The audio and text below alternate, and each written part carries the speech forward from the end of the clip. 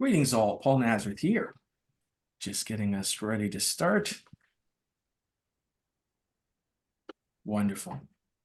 Well, thanks everyone for joining us today. And thanks to all muting mics and turning off cameras. Thanks to our team helping us with that. We have several hundred of you joining us today for this public and free webinar on what boards need to know about gift planning in 2024. We're excited as the CAGP Foundation to be presenting this webinar today, and I'm your host and your speaker, Paul Nazareth, Vice President of Education and Development here at the Canadian Association of Gift Planners. We're excited to have this discussion today, but first, we want to continue to acknowledge the many territories of Turtle Island on which we work and reside as a CAGP team and community. These territories are home to many Indigenous peoples who've lived here for tens of thousands of years and continue to live and guide us as settlers, as immigrants, and descendants. As visitors, we honor and respect the many Indigenous peoples of this land, and we do not hope for a more just future together. We are a community who is committed to creating that future together, and every part of life in this nation, including philanthropy, and we are grateful to our colleagues who guide us. If you're interested in learning more about the land on which you reside, please visit native-land.ca. Before we begin today's webinar, a few housekeeping notes for you as well. As we've mentioned, please turn off mics and video throughout the webinar. Our team will help with that. But if you have questions, please light up the chat. In fact, I'm really hoping for a few more arguments and opinions today because we've just finished our national gathering, our conference, and we're really talking about where things are at today, updated. So please, opinions, thoughts, guides, resources in the chat. However, please note that today you'll also get a linked Dropbox folder in which is CFRE and MFA-P professional development tracking sheets, my bio, and tomorrow you'll get a presentation, a copy of the PowerPoint presentation, as well as all resources. I'm going to mention a lot of books and reports and resources. All of those will be in the links in the deck that will be in the Dropbox. Please remember as well that we are live translating this. Please click on submit for your application to.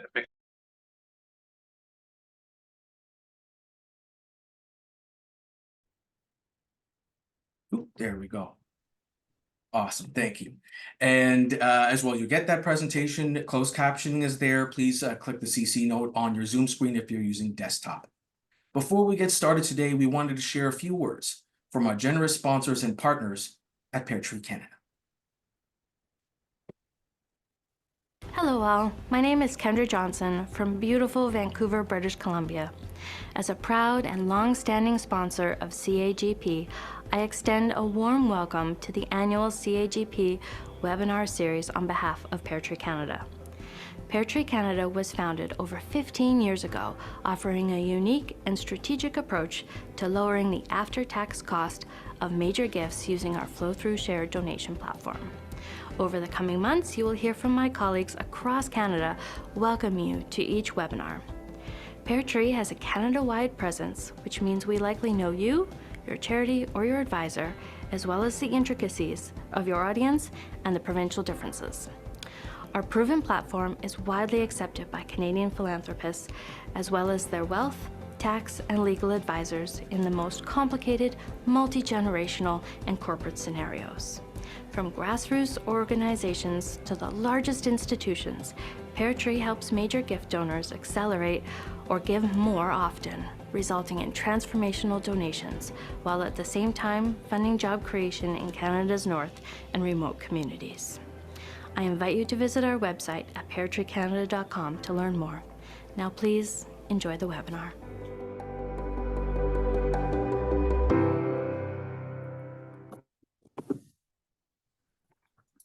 Thanks to our colleagues at Pear Tree. So let us get started.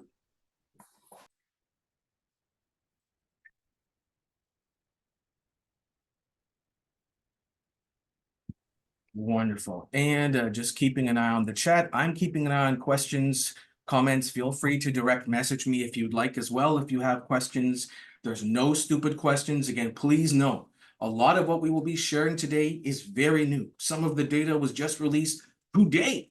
So please know that we're very excited for you to ask these questions, especially because so much of the strategy in this space is changing. So thank you, wonderful, getting some comments and even questions in there already. If you don't know our community at the Canadian Association of Gift Planners, we are just celebrating 30 years as a community. And we were built to be the bridge between fundraising, philanthropy, tax, financial, and gift planning. And as much as our community for many years has been about math, in 2020, when we had our first virtual conference, we asked our community, what is it that you want to be learning? What are we here for? And we got back so much more than math. That's what you're going to be hearing today. And I must remind you, if you're a fundraiser or a charity staff person, with great respect, today's webinar is not just for you. We really want board members, especially the board members at organizations that are not large.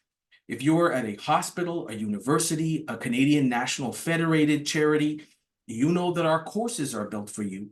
But we know from public data, StatsCan, Canada Helps Giving Report, Imagine Canada, that 90% of Canada's charities are small. And over 75% have no staff. So for those volunteer board members in communities, especially suburban and rural in this country, we have data and insight for you.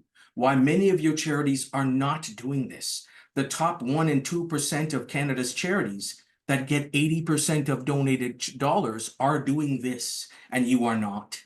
And that's why we need you here today to be hearing this again. This is a recorded webinar. You can come back at any time, and we need to have these conversations. We've been staring at this data for well over a decade. And it's the story that tells us that more Canadians are giving less, and less people are giving more dollars. We just updated this data last year in our Donor Advised Fund public report. And in fact, we just got an update 24 hours ago from the most updated StatsCan and tax filer data from our colleagues at Canada Helps and Environics. And again, you'll get links to all of these reports. We continue to hear that less people are giving, but the data also shows us that less people are giving more money. And you need to know that what we are here to talk about today is why. Because once you help your donors activate to giving gifts of assets, not just income and cash, which is what most charities raise money for and with, that's where you can open up these dollars. Again, I'm going to cite a number of public reports, public data that you can get access to after this webinar. Literally just released today is the 2024 Canada Helps Giving Report in collaboration with Imagine Canada and Environics that puts together T3010 charity and donation data and StatsCan tax filer data to be one of the most comprehensive resources across the country. It tells us that indeed, donations may be down, less Canadians are giving by household. This is a challenge. But what we are going to be talking about today is how do we turn this around for your organization? We can't save everybody. Many organizations will continue to raise money by income and cash only, and that is your weakest position. What we are also here to talk about today is your operations.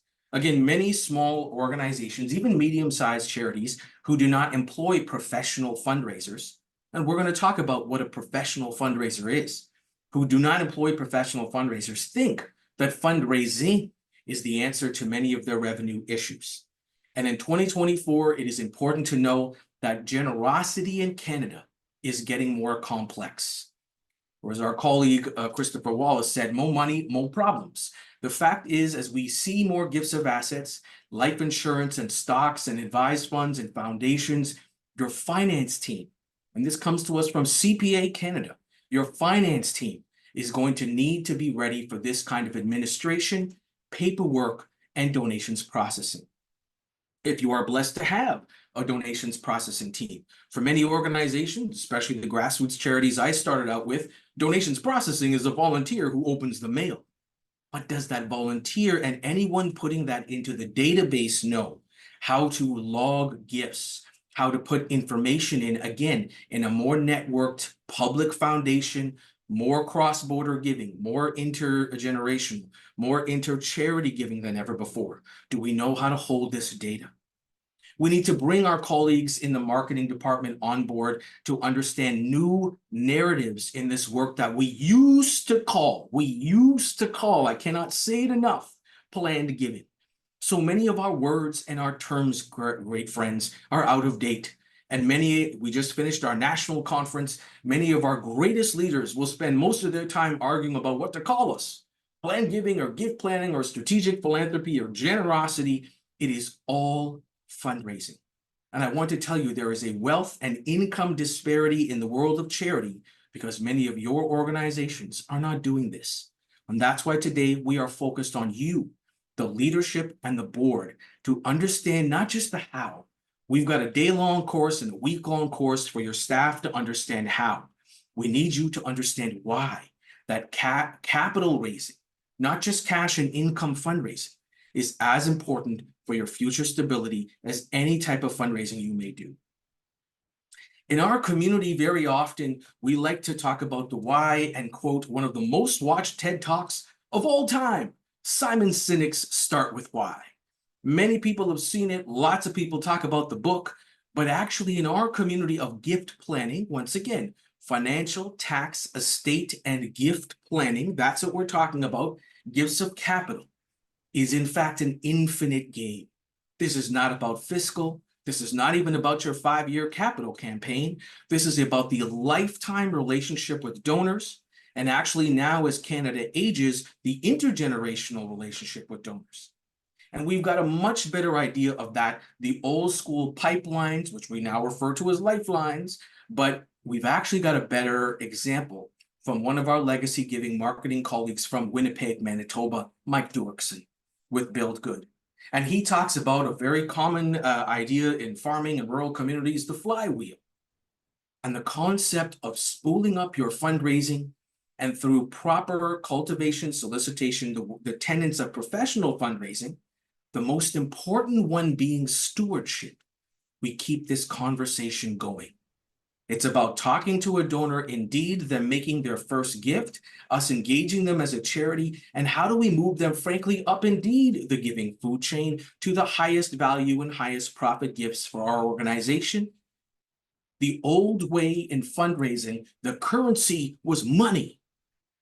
But in this world of capital giving, the currency is trust.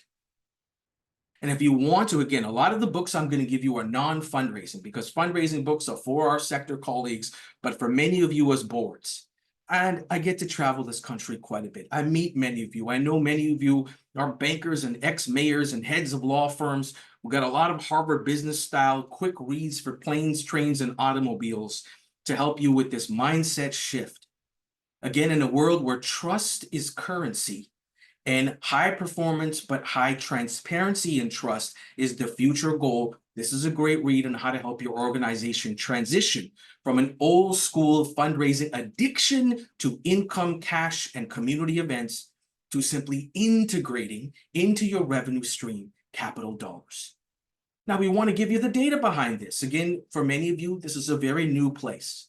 Right? Most organizations in this country, again, 80% of donated dollars goes to 2% of charities. And we hope the other 98% of you are on this webinar or watch it because we need you to know the updated strategy. And that update is the old way was asking and the new way is what's called stewardship, a very confusing world used by many communities in environmentalism and faith and religion. But in the world of fundraising, stewardship for many years has been defined about what we do with donors after they make the gift, not just recognizing them for the gift, but how do we keep in touch?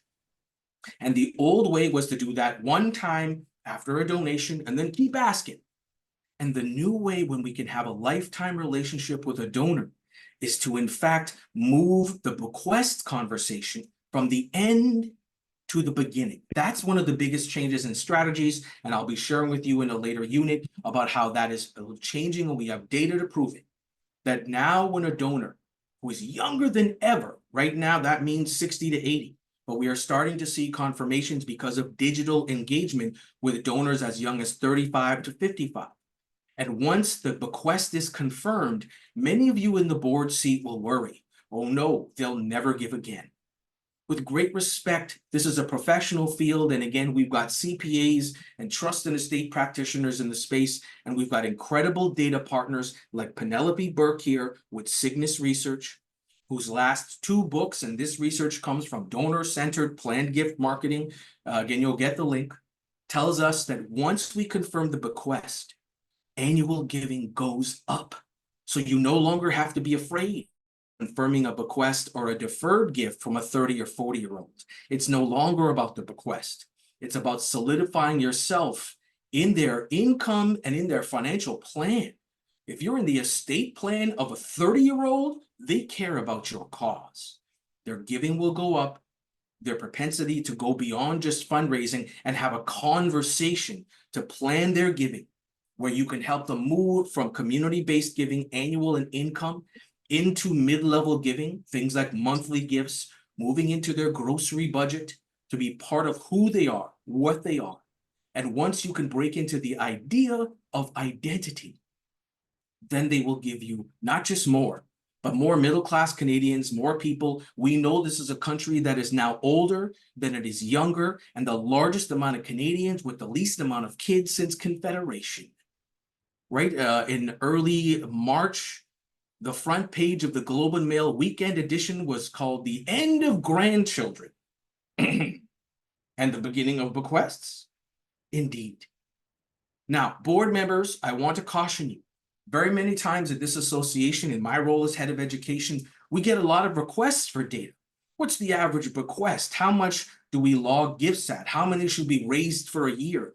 And again, I want to share with you that that's because our market is broken and messed up. Most of the metrics that we get come from advancement world, universities, hospitals, $100 million giving programs. You've got to right size it for you. But I have a terrible warning for you. Bequests make many board members nervous because they are revocable. Cash money is not revocable. I get it. In fact, very many times when I speak at conferences across Canada, I see this certain brand of sanitizer. I see it all over the place. And I tell you, I've been rubbing this stuff all over myself for 3 or 4 years. I don't feel any more certain. You want certainty. I get it. Transactions give you this.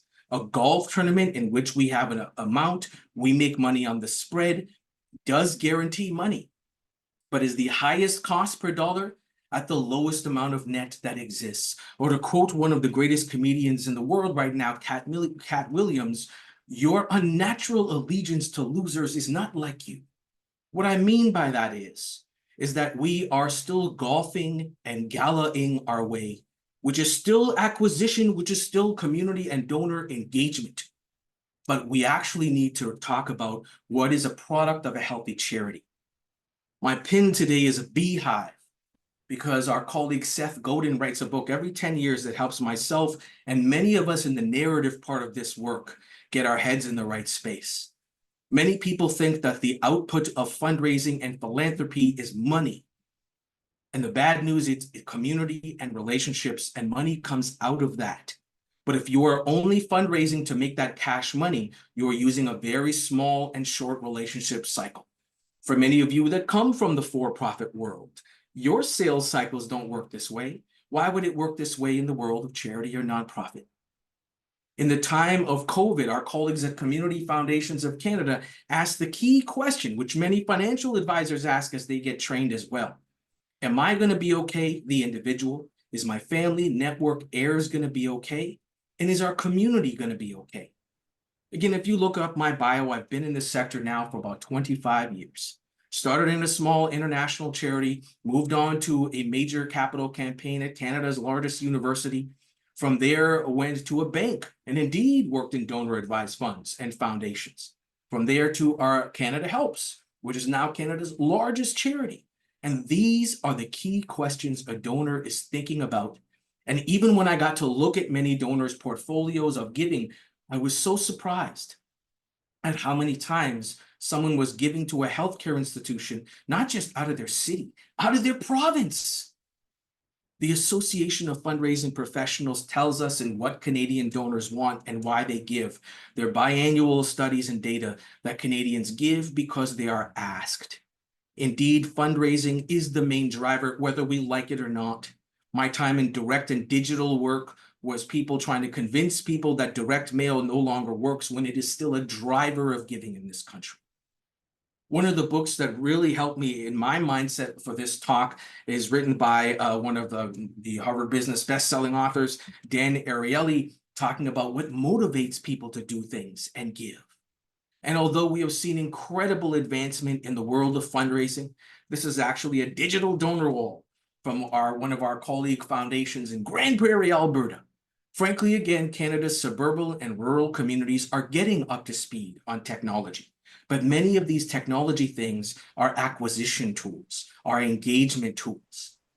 If I can share with you one of the things and the ways in which we train, in which your staff need to help donors in creating a bequest, is like 3D printing. And again, I love that 3D printing is most accessible to Canadians through public libraries. Well, colleagues, the public libraries of philanthropy are community foundations.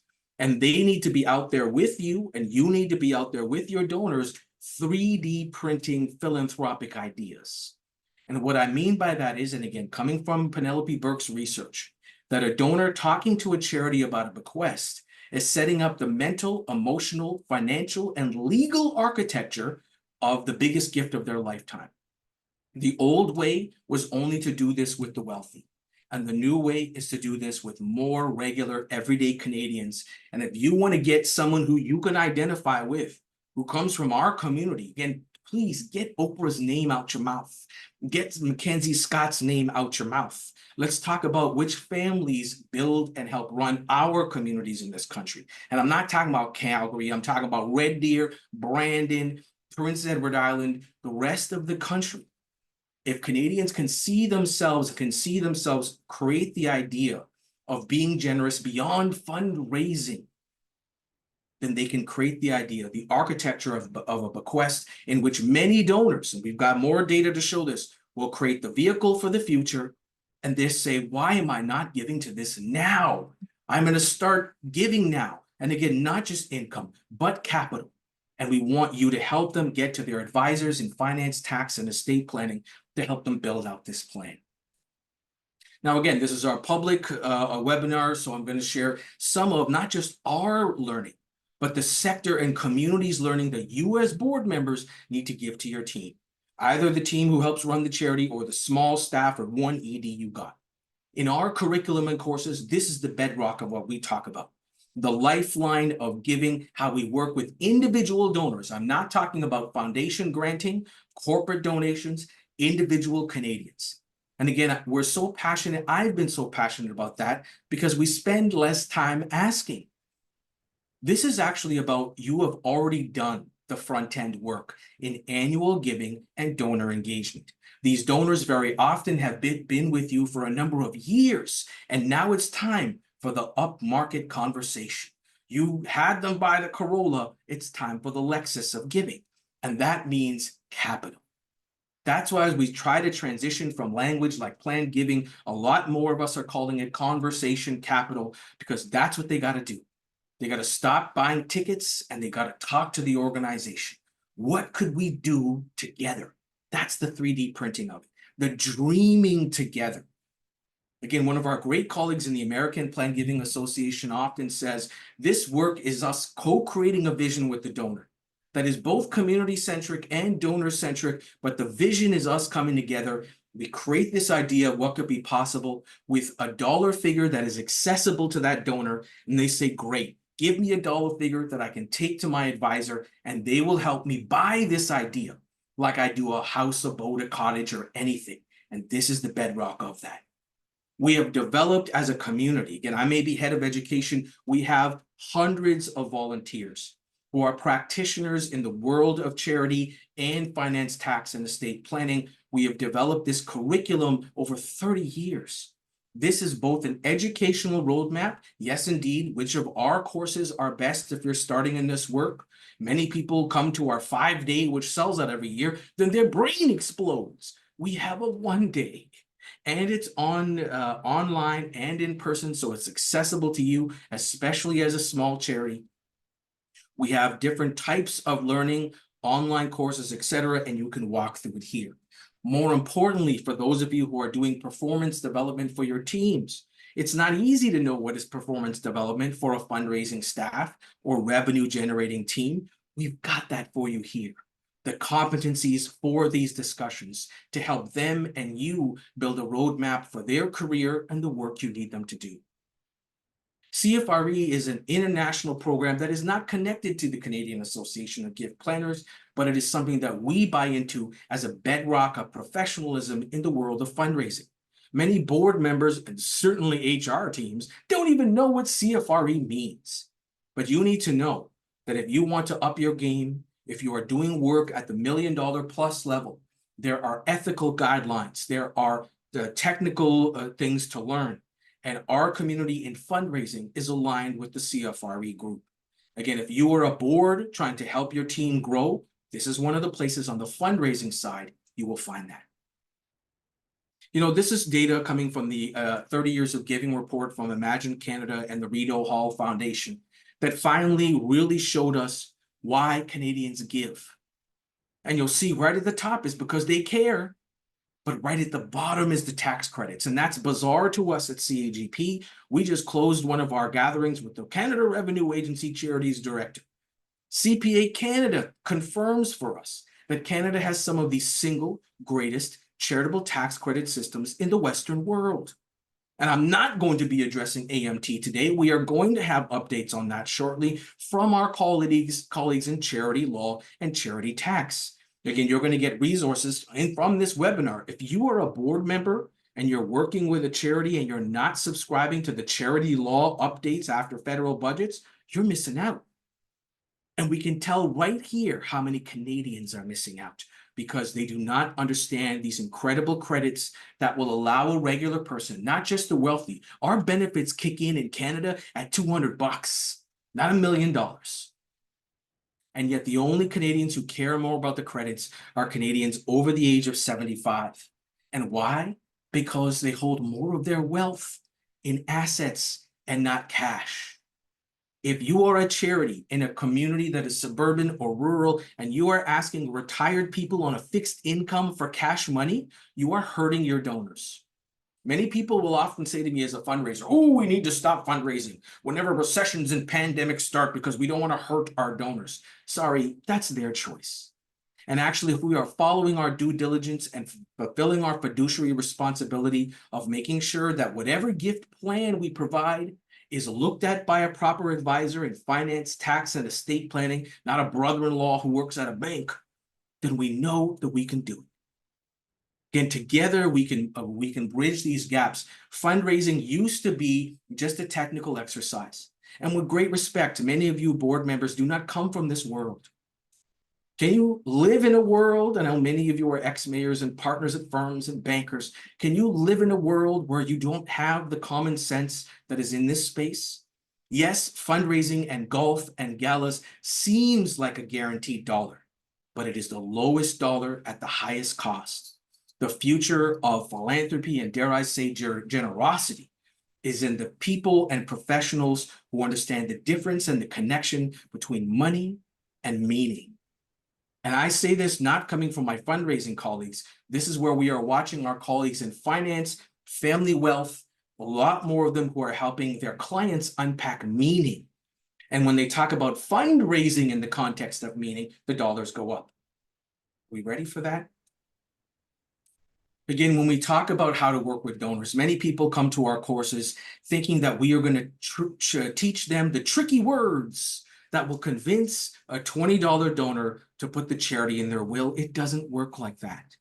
But you also need to know that you are more likely to get a bequest and a will from a donor who's given you $20 a month for 20 years than one time $20,000 because it was part of a capital campaign. If you want to learn more about how we work with individuals, and again, for those of us that are training on how to have these conversations with donors over a lifetime, free yourself from income only, cash only fundraising. to actually allow donors to freely flow in their ideas and their planning in the capital conversations, donations of assets like stocks and property, and incorporating to their financial plan, and estate planning conversations. You know, our national gathering was just closed by this wonderful poet, was the poet laureate of Ontario, Randall Adjie. And he said to us and reminded us that equality is giving everybody shoes, but equity is everybody getting shoes that fit. And actually, it's a reminder to us that there is very little real diversity in this work of plan giving and gift planning. We know there isn't. We know that we're still having conversations in colonial financial structures in a world of wealth that is only focused on our Judeo-Christian. That's how our CRA systems were set up. Again, I worked for the Pope for a number of years. Regional franchise, Archdiocese of Toronto. I represented almost 300 churches. And a lot of our older structures, even taxation, are not based in diversity. And everybody thinks it's about equity. I want to tell you, for those of you board members, make no mistake, there's money in them there hills. We don't understand the estate cultures of the diaspora of this country. Look at your provincial paper this past weekend. I looked at the National Post and the Globe and Mail, and it's black and white, and there's only one color of faces in those obituaries. We do not understand the cultural context of generosity of many of our donor bases and our community bases. This is not about general diversity. You need to take a look at what diversity is within your donor base, within your donor community base, and start to expand your ideas of not just fundraising and money, but what does estate planning, what does grief, what does wealth mean in many of these communities? We've got some incredible examples, frankly, from Canada's Indigenous community, because they're the ones who are starting to unpack this while we're starting to think about how we engage diaspora in our databases like Southeast Asian, etc. If you want to get some great architecture, again, how to do this, David Brooks, who talks about values, talks about how to talk to people, see and be seen, really valuable. Although for those of you board members who would think you're on some sort of a reconciliation journey, make no mistake, reconciliation is not generic in Canada. The philanthropic sector is on one and needs to be on one. And if you want to come along for this journey, this is a great place to start.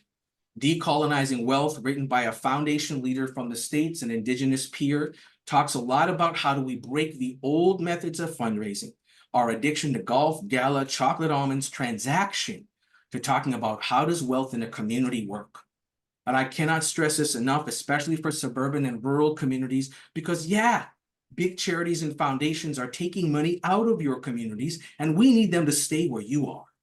And we need everybody, not just your community foundation, but your board of trade and your mayors to understand what connected capital means. And in fact, one of the best definitions our community's ever seen is by Edgar and many of our Canadian leaders in the space. Those of us who are trained in major gifts, again, I was part of Canada's first $1 billion campaign and the army that was running it in the early 2000s. We have to talk to donors about money and wealth. And as much as now in 2024, good news, board members of small charities, we've got advisors to help us with this. Well, we have roadmaps as well about how to talk to donors about their money, their wealth, ancestry. Again, when I say ancestry, that makes some people nervous, but what do you think the family wealth, family business community does? Again, so many more of them now are coming to our Foundation for Education and saying, I've got 4 generations of a family at a table. They have different values, they have different ideas about what doing good is. How do we create some sort of dialogue between them? Enter the aunties. Enter the Right Relations Collaborative, fundraising and Indigenous colleagues who've given us a roadmap, a framework, a conversation architecture on how we can recreate the old school major gift pipeline conversations to a new school lifeline conversation about who you are, what you're about, what you want your family to be about, and how can this giving be part of that. Public report, public conversation in the space, continued by major gift. And again, if you're at a larger organization, don't say this is all small community stuff. Advancement World is being updated.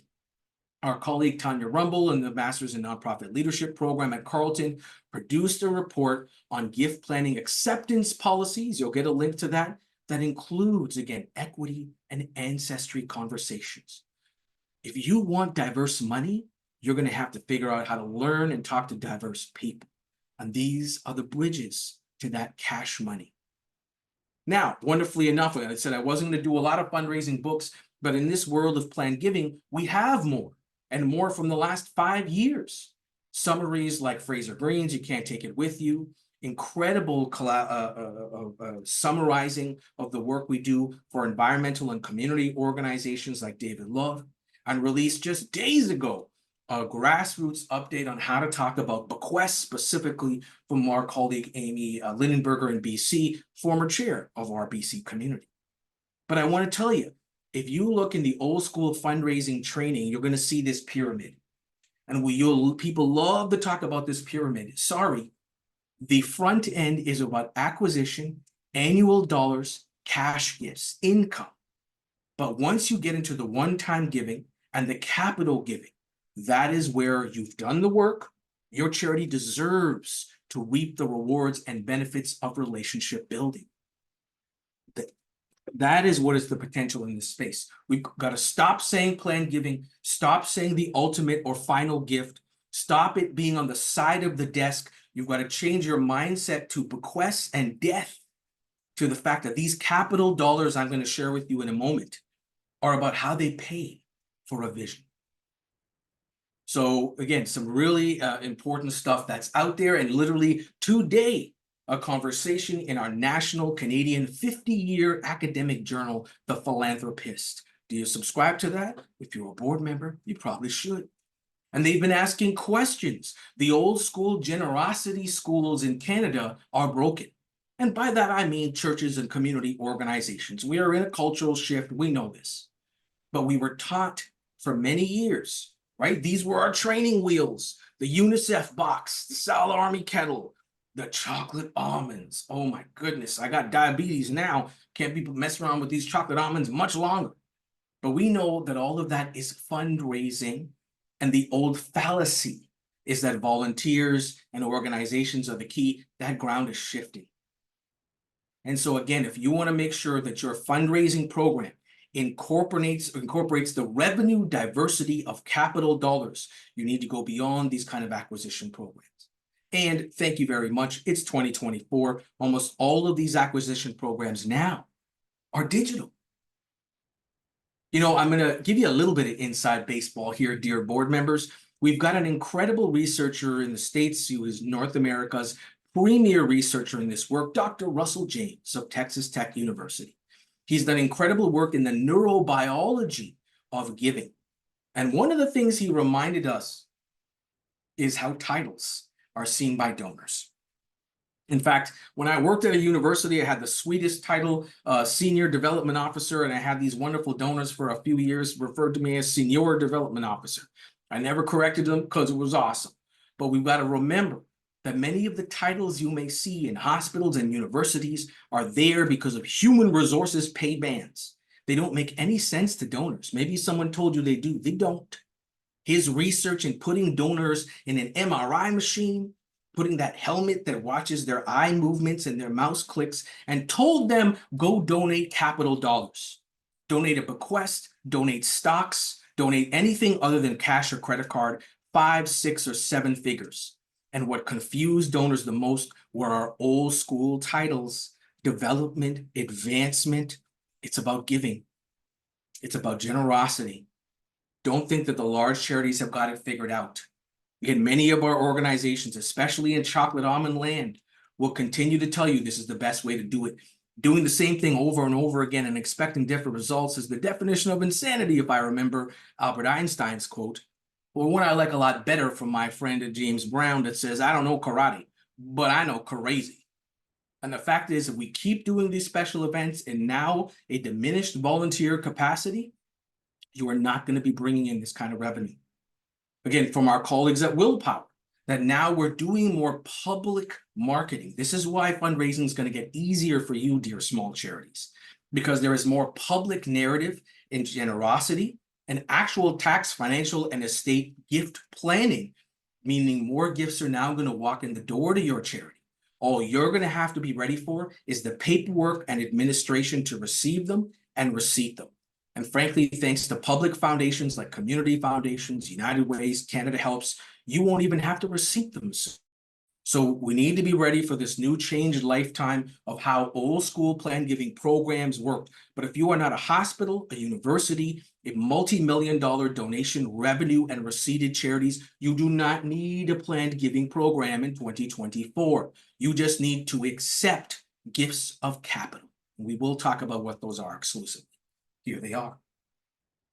There's 20, 30 different things. Oh boy. A whole bunch of lawyers are out there who are 30 years old and from American communities talking about charitable remainder trusts and all those old school things.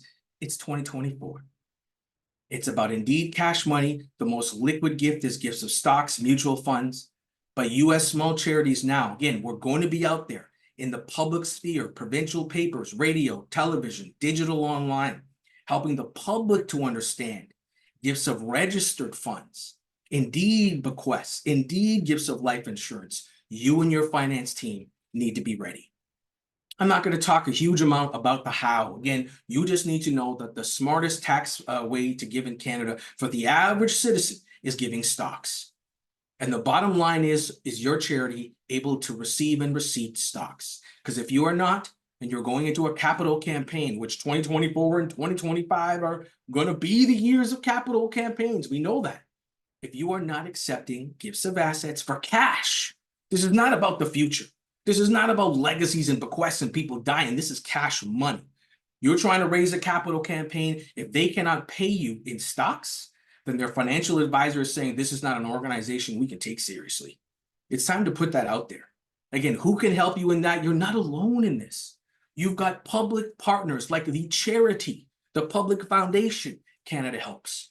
You've got public foundation partners like community foundations in your local community, the United Ways. And frankly, those of us in CAGP are very excited to see how many hospital foundations, even larger fundraising shops, are now helping smaller charities by processing complex gifts for them, lending their expertise to say we could do this together. Your planned giving programs are out of date. When we have our marketing bring and brags at our courses, we still see these old hands and babies' hands and stock photography of trees growing with American coins coming out of them. Ageist, out of date, ineffective.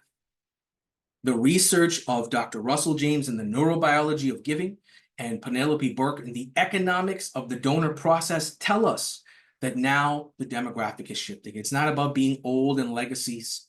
It's not about a future that you will or will not see. The ground is shifting. You need to be ready. If you want to be better at your marketing, again, our colleague, Dr. James, literally put it on a YouTube video called Words That Work. Your marketing team or whoever's your volunteer in marketing, for those of you at small charities, can watch the YouTube video, change the words in your marketing that will be more effective to help you land capital dollars. I'm not here to convince you whether or not to join our national campaign, Willpower. I just need to let you know that if you ever heard of Leave a Legacy or Will's Week or Will's Month, those things are out of date. We no longer have the program Leave a Legacy, and many Will's programs, which are wonderful and awesome, are out there to help Canadians create wills, not bequests to you. So, and a few years ago, you know now, a little under 3, we set a goal. We got the public data. How many Canadians have a gift in a will? 5%. And we set about over the next 10 years to raise this much more. When in fact, in just 3 years, and this is a picture of several of our colleagues, only the ones that were at our conference a week ago, we have thousands more along with us now across this country in every corner of it. Charities big and small, mostly small, who have come along, and in 3 years, we've moved that number from 5% to 8%. That's almost $40 billion that's going to come to charities as we hear about this wealth transition. We want you to be part of it. And again, if you need the numbers, and those of you that are part of it, contact the Willpower team. They're always happy to give you not just the data, but your data on clicks and traffic and where your marketing is working and where it's not. You get access to our public reports like the previous legacy report. There'll be another one coming next year. We want you to be part of this, but understand that the reason for its rambunctious success is a narrative. Working with proper marketing firms, no more inserts in local papers on one day, regular targeted marketing, digital, 10 seconds on YouTube and Facebook, but narrative, not tax illustrations, asking a donor, where do we live in your life, inside of your legacy? We've got great resources. Again, the Canadian Donors Guide, a wonderful book that helps donors and goes physically mailed to tens of thousands of estate planning and lawyers' offices across this country. Several articles in there that an everyday Canadian can understand, including our great colleague Adam Aptowitzer, who has a summary of tax considerations in giving. Remember I said to you, Canada has the greatest tax benefits for charitable giving in the world? Well, most Canadians can understand that. And we don't want you to have to take one of our full-day courses as a board member to understand it. But if you want a quick read, boop, online, accessible, and again, physically sits in thousands of estate lawyers' offices and results in millions of dollars in bequests every year. But back to Willpower, because the data coming out of this program, our latest update, and you'll get more in the next year, is that narrative is working. Again, the old way was that we knew the donors who cared the most to make a bequest were younger, under 55. But before the pandemic, they didn't make wills. And now, because of a confluence of many things, online wills being one of them, a change in digital technology, a change in actually provincial law around wills, has meant that now Canadians 35 to 55 are making wills, and they are the highest percentage of donors who would include you in. But remember, old way was it was just about the bequest. New way is this is now about donor engagement with a donor that has said to you, you are part of my DNA. Again, if you want certainty, I got bad news for you. All bequests are revocable. This is about indeed the monetization of love, but you will not be guaranteed. The currency is trust. You need to do the stewardship. You need to do the engagement. And the good news, it's about conversations. And 90% of the time, the reporting you are doing now. We need to figure out how to have better conversations in this space because once again, the gifts are diversifying. One of the things that came out of the last Willpower data that's blowing our mind is how many Canadians have told us they've left a charity as a beneficiary on a registered fund, which is essentially like a bequest, will actually get to you outside the estate and probably faster. This is a major evolution in how people think about bequests and donations. What that means is now in hospital university folks, if you're along for this ride, after the conference, we've been talking to a lot of peers and see that now in gift planning, we are separating into annual fund acquisition and younger donor engagement, especially those of you in the alumni space. For the first time ever, we can be talking about bequests and gifts of capital assets. And when a donor confirms them, it's not about the Legacy Society event that's at 2 p.m. that no working parent can get to. It's about a deeper conversation about their giving with you. It's changing the game.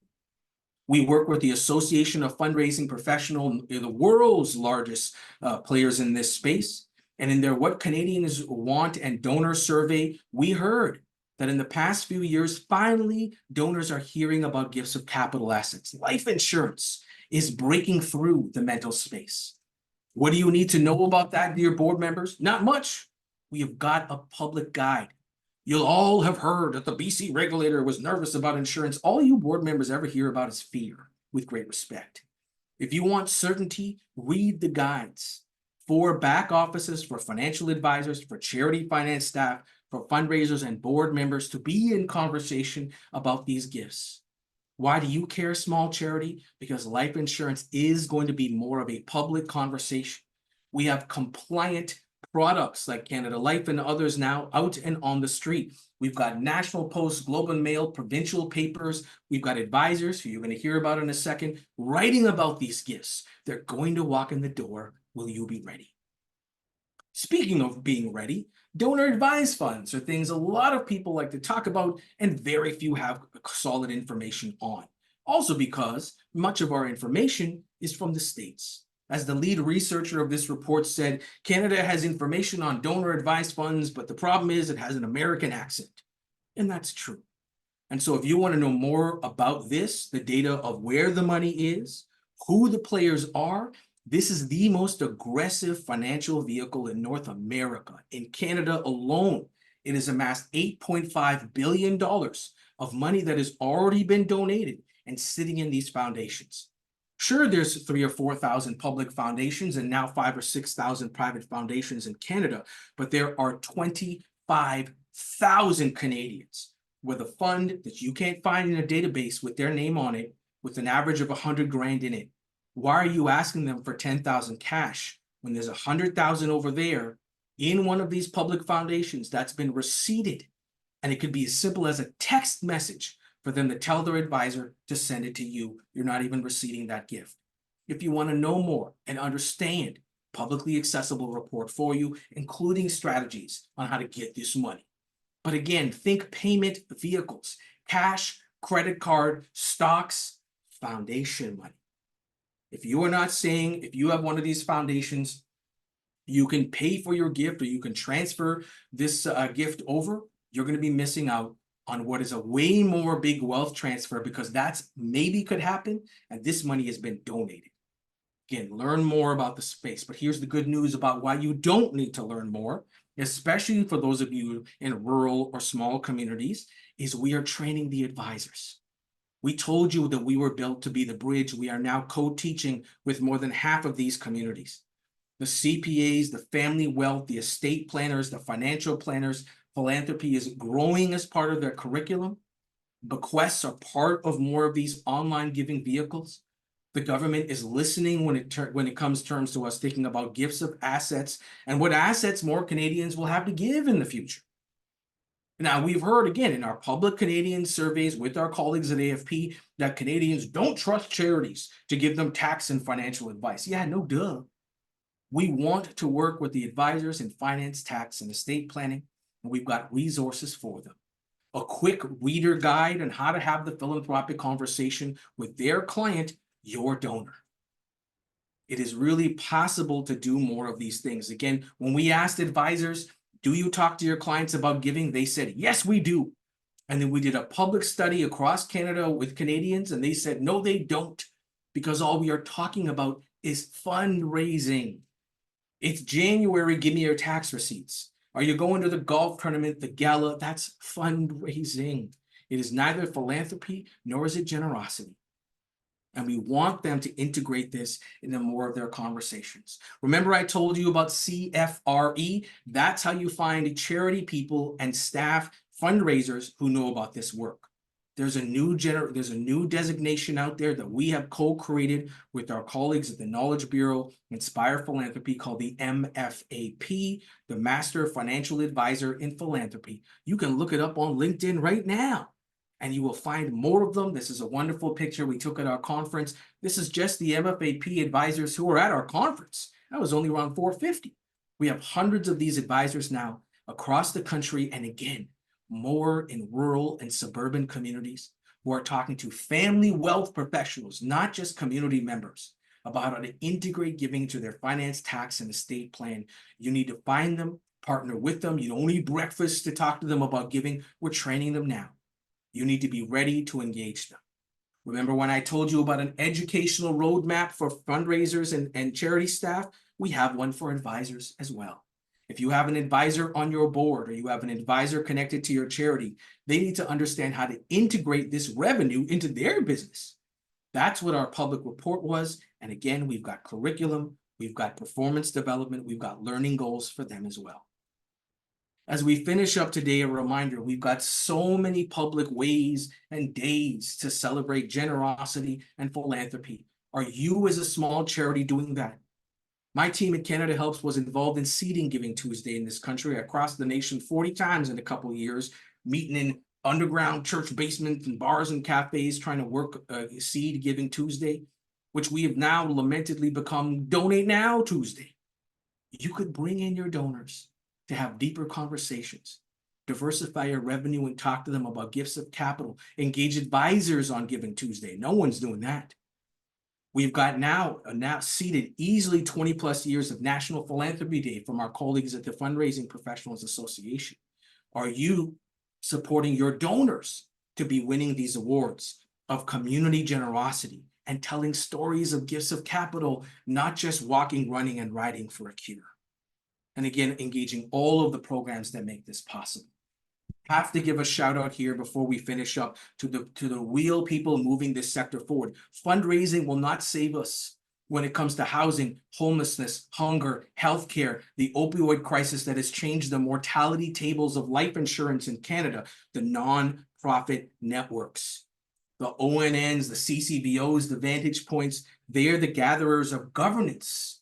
Again, if you want to talk about how boards can do better, reimagining boards is a project. Several of these have partnered together. You will get this link in there. But if you want to be a better board over and above just what we do in capital raising, turn to these networks in your communities, provincially especially, to use and engage them as resources. As the Ice Cube says, you can do it, put your back into it. We're going to have fun in this space. We want to be working with you across the country. I may be the head of education and the curator of this community knowledge. Sorry, the real wisdom is on the ground. We have 19 chapters in this community. We now have MFA-Ps in every corner of the country. We want you to have access to your local knowledge. Frankly, a lot of legislation and tax law is provincial. And so these national courses are very helpful in understanding the how. But if you want to get right to it after this, we want to connect you to our local chapters, the local knowledge, the local expertise, the local advisors. That's what we exist to do as CAGP. And we thank you all for being with us today. For those of you that are part of our public foundation, which exists to go out and get this data. People ask us, what's the metrics on booking bequests in Canada? Sorry, it only exists in the advancement university world. And a lot of that data is ageist and out of date and incorrect. If we are ever going to get an understanding of bequest information in Canada, stocks changing hands, life insurance in force, we're going to have to pay to go out and get that information publicly and privately. Thank you to those of you who support our foundation so that we can do that together. Again, you're going to get all of the links and everything that's in there. Not to worry, tomorrow the deck will be up with all the resources in there. Thank you to those of you who've joined us today for this conversation. Again, people always talk about this, and I will remind you, we will not have certainty, but this is about the monetization of love. As our colleague and a great inspiration to many of us, Bell Hooks likes to say, this concept, love is the care, commitment, knowledge, responsibility, respect, and trust. That is capital conversations. How do we build trust, knowledge with these donors, these supporters who believe in us, help them to 3D print and create an architecture of their giving so middle-class people can go from $20 to 20,000 to actually leaving us a portion of everything they have on earth, and they're beaten down the doors to do it. So we hope this knowledge is accessible to you. We hope you use these links, and if we can connect you to your local communities, please, let's do so together. Wonderful. Thank you. Keeping track of the questions here. We'll look to answer more of them, but we want to get you out on time and respect your time as well. So just a quick moment. Our colleague Aaron will be putting the survey in the chat. Please let us know how we can make, especially these public presentations, more valuable to you, what information or data could be helpful. Our next English webinar will be Let Your Moral Compass Be Your Guide, presented by Vicky Hayter and Crystal Schmal on May 29th. These are wonderful peers of ours who lead in their province. Join them for this conversation. We're excited to have a Francophone webinar coming up on June 19th. Collaboration between charities, the key to a successful estate liquidation with Veronique Salabur and Natalie Gagnon. This is Quebec trust and giving information. If you have a branch or team in Quebec, this is very, very specific information. We always say, except Quebec, this conversation is Quebec. We hope you'll join us and your French colleagues will do so as well. Registration for all of these is open on our site, and if you have any questions, please reach out to our colleague, Aaron, or myself. We'll be happy to help you. And a reminder that our education program, including Webinar Wednesdays, is made possible through the generosity of supporters of the CAGP Foundation, people like you, people like me. If you're inspired to support us in this work, please join us in strengthening our sector, getting that data, and consider making a gift. We're at cagpfoundation.org. Thank you to our colleagues at Pear Tree for making today's webinar possible, and thank you to all of you for joining us. Please, this is open on YouTube. Share it with your board, Share it with fellow board members. Let's get into the hands of this wonderful community to make this country and the many nations that make it up a better place for all of us. Thanks for joining us today.